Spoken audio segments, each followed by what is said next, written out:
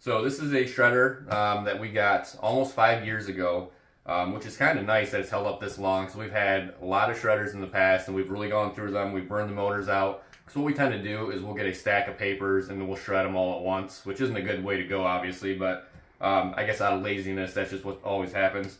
Now we have this shredder right in our office, which is kind of why I'm back in this corner here. So we try to be a little bit more consistent about it, but usually we still end up doing the same thing where we get a stack of papers and shred a bunch of them at once. Have not burned the motor out in this thing yet. Still works great. So basically you have a slot across the front. I'll give you an example with a couple sheets here.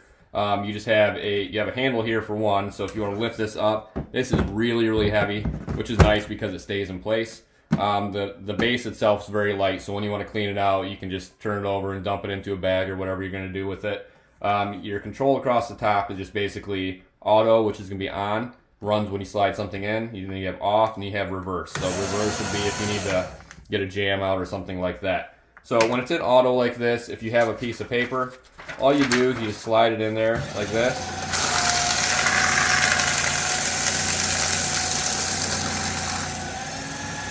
And then you just let it go until it stops, and it will shut itself off just like that.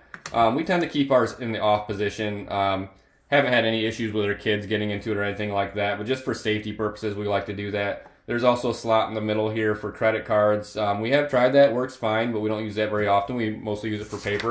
So again, just another example. If it's off, it's not going to do anything. We're on auto. Pulls it in. As you can see here, you can do 6 sheets at once.